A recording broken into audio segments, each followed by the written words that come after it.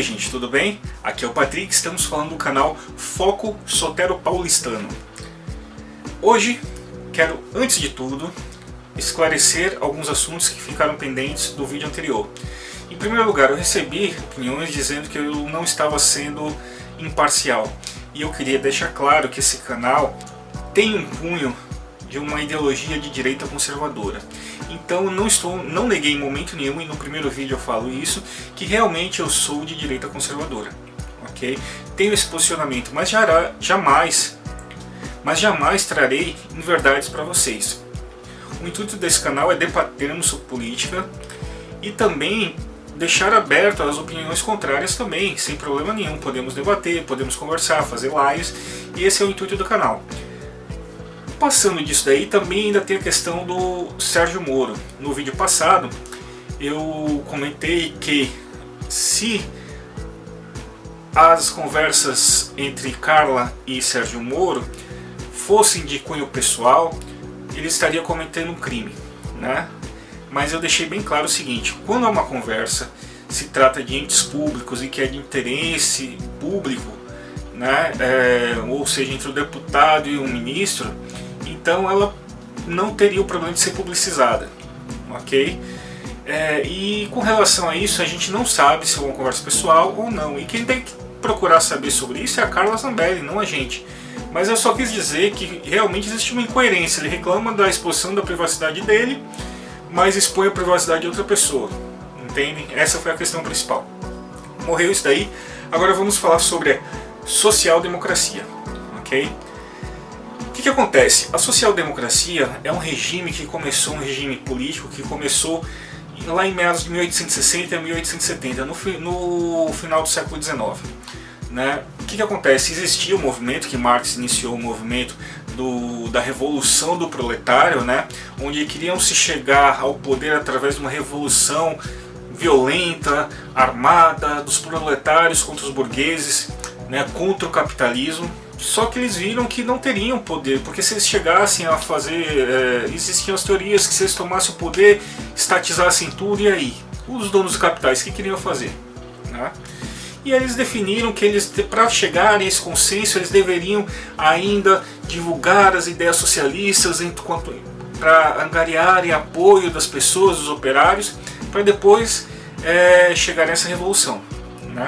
Mais para frente também ainda vem a revolução cultural, mas não é o caso do vídeo de hoje.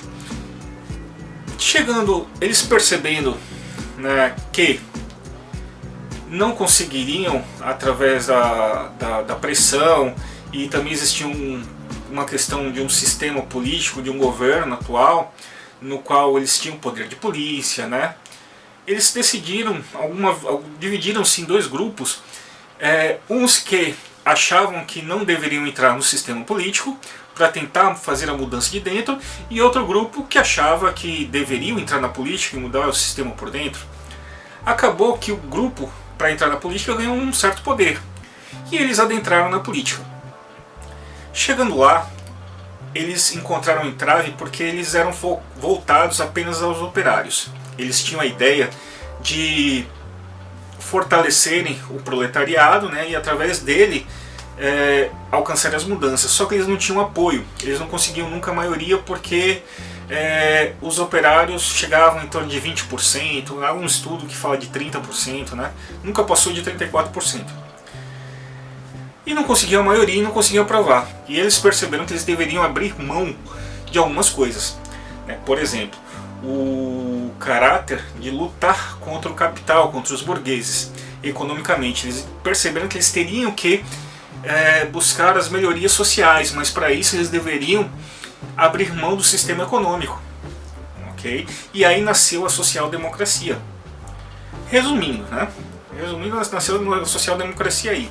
Eles, em 1930, Keynes virou o teórico maior da social-democracia, pois ele falava que o sistema econômico deveria ser baseado em cima do controle do mercado do Estado, do controle do Estado em cima do mercado, trabalhando em cima de tributos, taxações, né, e assim arrecadando para o Estado, para que o Estado pudesse retribuir isso através de serviços sociais.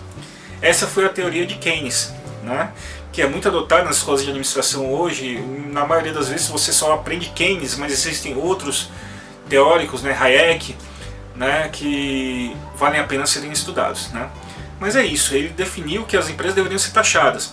E daí que a gente vê um grande poder do Estado. Então é por isso que a gente diferencia o capitalismo da mão invisível e o social do alto poder de intervenção estatal.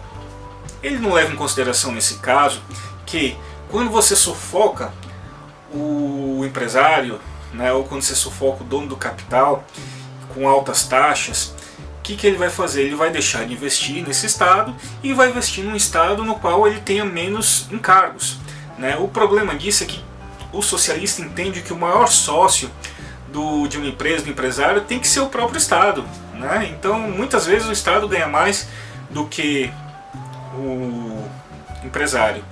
E isso é interessante para que ele invista. A espinha do funcionamento econômico do qual a social-democracia quer se valer, né, que é o capitalismo, ele tem uma espinha dorsal, no qual é exatamente o investimento. Okay? Porque você não tem como distribuir renda, distribuir benefícios sociais se você não tiver arrecadação. Só que você só tem arrecadação se os empresários investirem. Okay? Se eles investem, você arrecada mais dos colaboradores, e aí você consegue chegar a um estado de retribuição social. Okay? Se você estatizar isso, quem é o dono do capital vai tirar o seu capital dali e vai para outros países, e o Estado acaba quebrando. Entendem? E foi isso. E aí a social-democracia vem sobrevivendo conforme os anos como um equilíbrio de poder, que eu não acho que não seja saudável. Eu acho que deve existir a social-democracia. Eu acho que o contraditório é amplamente válido. Ok? Por exemplo, na Inglaterra existe um contrapeso, né, das políticas. Você vê que com a Margaret Thatcher a menor intervenção no mercado foi aumentando, só que o país ele arrecadou mais recursos, mais dinheiro, né? O país estava ganhando mais dinheiro, só que estava distribuindo pouco socialmente. Aí depois entra no poder uma pessoa mais voltada para o social. Então, equilíbrio, alternância de poder é importante. Okay? Não vou negar, não acho que a direita tem que estar sempre no poder, não é isso. Eu acho que é saudável essa alternância de poder. Okay? Porém, a gente tem que lembrar que a balança daquela régua que eu falei da direita e da esquerda não pode ficar nem para um lado nem para o outro. Entendem? O equilíbrio é o mais saudável. Porém, a social-democracia não é o centrão, como se fala. Ela não é o centro. Okay? A social-democracia é exatamente a centro-esquerda. Okay? No Brasil, nós até hoje só tínhamos na nossa régua políticos de centro-esquerda, pouquíssimos de centro-direita. Então, por isso que a gente vê, quando a gente vê os países que falam os exemplos da miséria, né? África, Tahiti, agora eu me esqueci dos outros países, mas para o Brasil, né? A gente olha e fala que são países capitalistas. Não são. Não são de fato. Nós somos um país social-democrata. Você concorda comigo que a maior parte da renda da população é revertida em impostos? Ou seja, o Estado é muito estrangulador da nossa economia? Vocês concordam comigo com relação a isso? Ok? E aí vem uma outra falácia com relação aos países nórdicos, Finlândia, né? Nova Zelândia, que falam que esses países são socialistas. Bernie Sanders mesmo fala que eles são sociais-democratas, né? Mentira, certo? Os países nórdicos, eles não são socialistas. Eles são exemplos exatamente de uma economia de mercados. O próprio primeiro-ministro da Finlândia fala que eles são uma economia de mercado. A diferença é que realmente eles têm uma alta taxação de impostos. Eles são 56% da taxação, porém em cima da pessoa jurídica. E quem fala isso não está levando em consideração o alto sistema de isenções que ele tem, né? Porque quanto mais você investe, mais você tem isenções, quanto mais você emprega. Okay? Só que você também tem um retorno muito grande com relação aos investimentos. A corrupção lá é quase zero. Okay?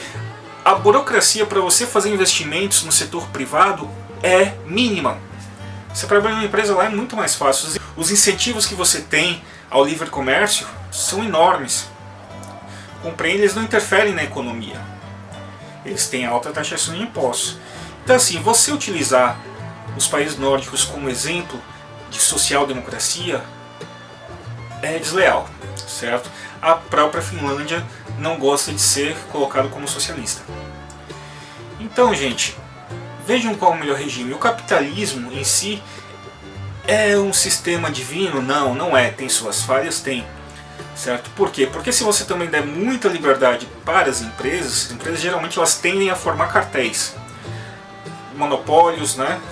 E oligopólios, e entre tantas outras anomalias econômicas.